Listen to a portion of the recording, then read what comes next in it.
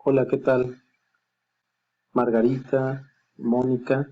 Consuelo, Josefina, Carmen, Juanita, Maru, Isabel, Ceni. Espero que estén todas bien. Este es nuestro primer video sobre nuestro curso Edades de Oro del Arte Bizantino. Y en este primer video haré un muy breve repaso de algunos de los aspectos más importantes de lo que hemos visto. No va a ser exhaustivo. Bueno, simplemente recordar que el arte bizantino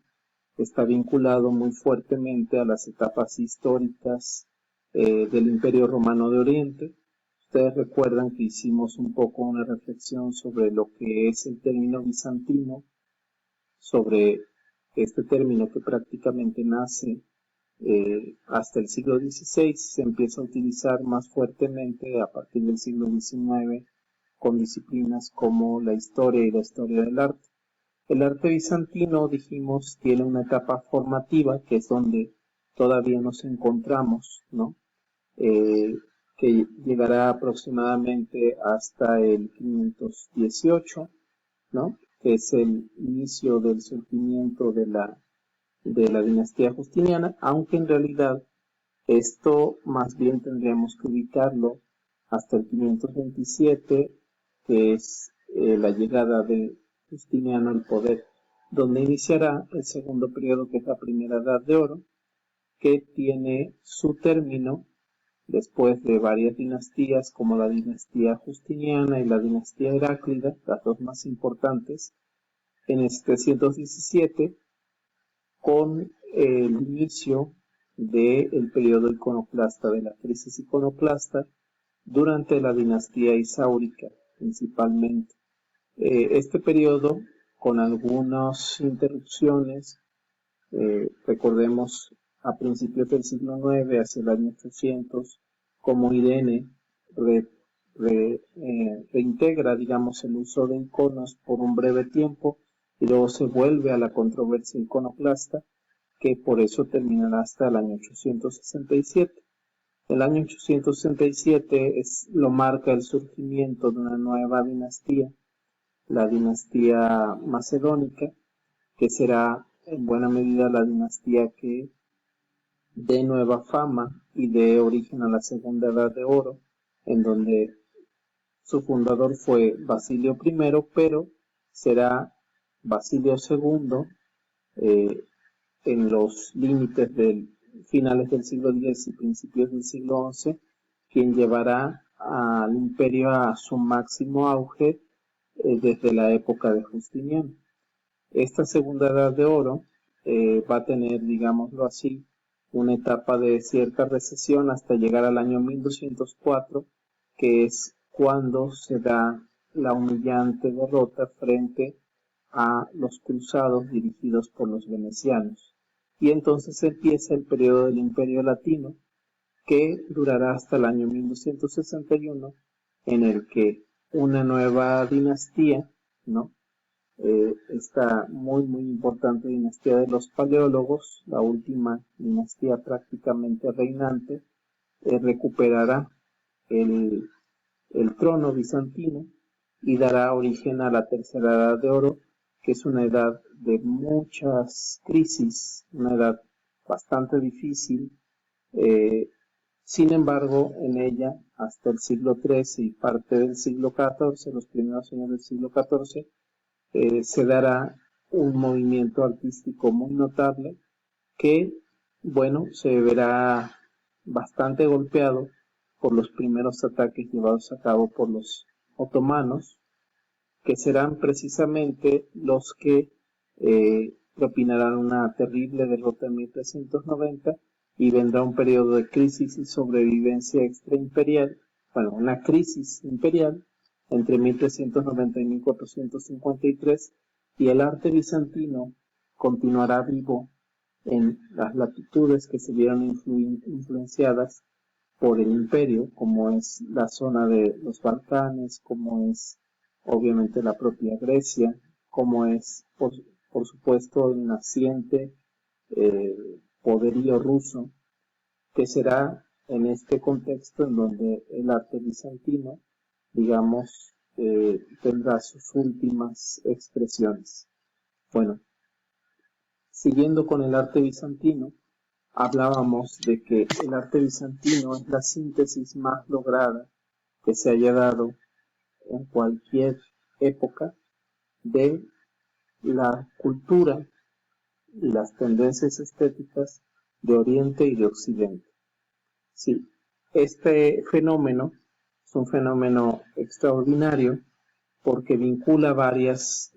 tradiciones y conforma una nueva que definirá en buena medida el desarrollo del arte en una gran área, en una gran superficie del mundo conocido en ese momento, entre Europa y Asia. Esta síntesis bizantina, que se desarrollará prácticamente, bueno, para muchos, nace en el siglo VI y tiene sus últimas expresiones, digamos, formales hasta el siglo XVI,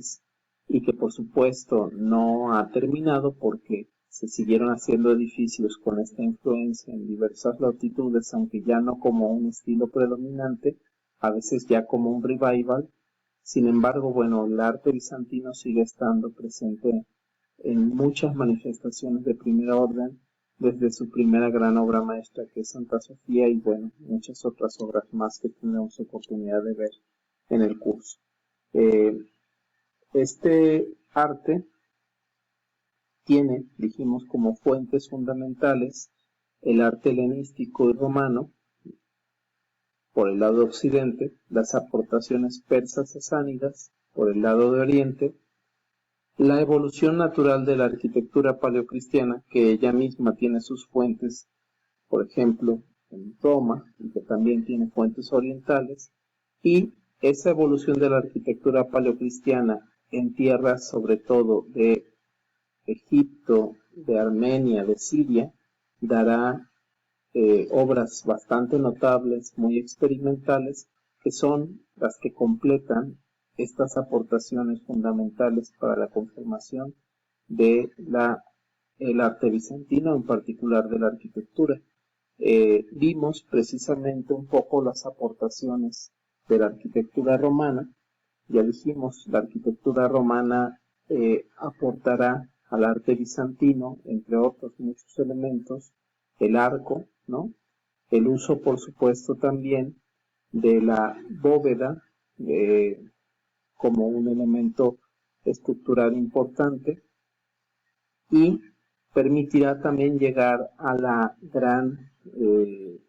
al desarrollo de este elemento fundamental que es la pechina, ¿no? Que por supuesto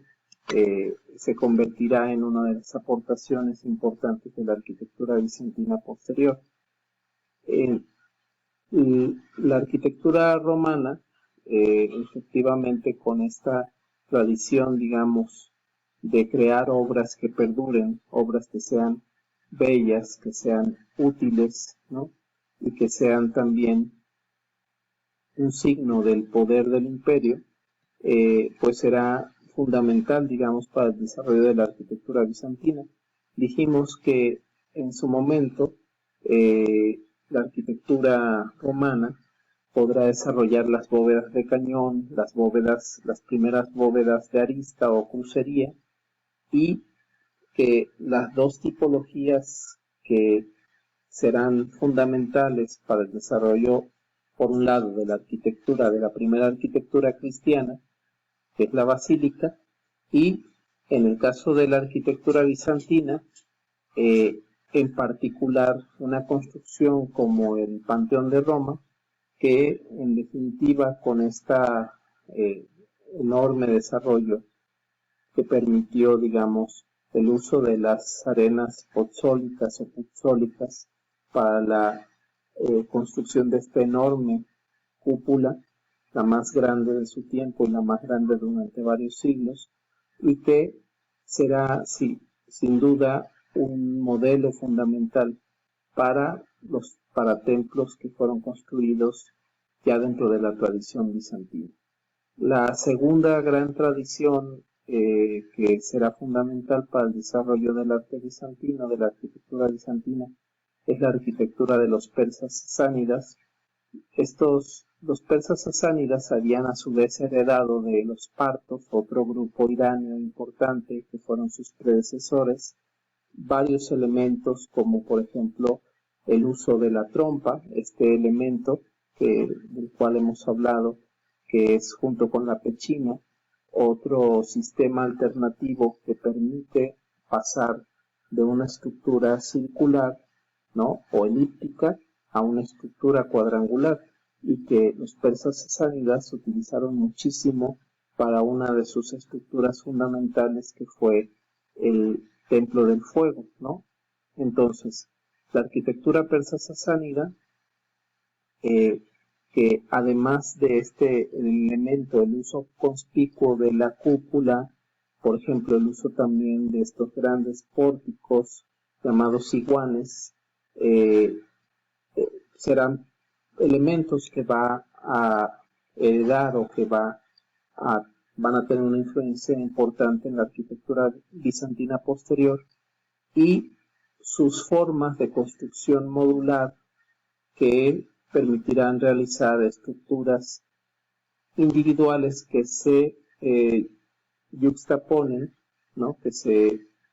colocan, digamos, para hacer un conjunto de grandes dimensiones, pero hecho con estructuras que son independientes en su funcionamiento. Entonces, la trompa, dijimos, la bóveda de cañón corrido, la cual ellos también conocieron como los propios romanos, el uso también de iguanes y las cúpulas sostenidas por trompas serán algunos de los elementos que los persas sasánidas heredarán a la arquitectura bizantina. Entonces, de las tipologías, el palacio será sin duda la tipología arquitectónica por excelencia de los sasánidas, es donde demostraron en mayor medida, digamos, todo su repertorio y todas sus capacidades tecnológicas constructivas. Entonces los palacios serán sin duda muy importantes. Aquí tenemos un ejemplo extraordinario que desafortunadamente está ahora en ruinas, pero que podemos recrear a través de los restos que se han podido recuperar y que están exhibidos en el Museo del Louvre y en el propio Bishapur en el actual Irán. Y aquí vemos parte de una maqueta que reconstruye el esplendor de esta gran estructura que, sostenida, tiene una gran cúpula, sostenida con trompas, con grandes aplicaciones de estucos, que es otro elemento, estucos y yeserías de gran calidad, que serán también parte de sobre todo su estética será muy influyente en la arquitectura bizantina posterior. Entonces la arquitectura sasánida tendrá una influencia muy importante que no hay que olvidar y no hay que menospreciar, por supuesto, en la arquitectura bizantina. Y finalmente, el desarrollo de la propia arquitectura cristiana, que en buena medida fue experimentando con nuevas plantas, con elementos, algunos de ellos novedosos, las transenas, ¿no?, la decoración lacunaria, la adaptación de la basílica romana a un edificio civil para convertirse en su edificio por excelencia, una vez que salieron de su situación clandestina con el edicto de Milán. Y bueno, su desarrollo en Armenia, ¿no?, su desarrollo por supuesto en Italia, su desarrollo en las fundaciones constantinianas en Jerusalén, en el baptisterio de San Juan de Letrán, en la Basílica Constantiniana de Santo Sepulcro, que es otra fundación tanto de Constantino como de su madre Elena, ¿no? Las plantas, cómo se desarrollaron en diferentes contextos del Imperio Romano de Oriente, en la propia Roma, el mausoleo de Santa Constanza, la extraordinaria y novedosa planta de la Basílica de San Lorenzo en Milán, la primera planta, de la Basílica de los Apóstoles de Milán, y otras estructuras como Gala Placidia, Santo Stefano Rotondo, y iremos viendo algunas de ellas en el siguiente video.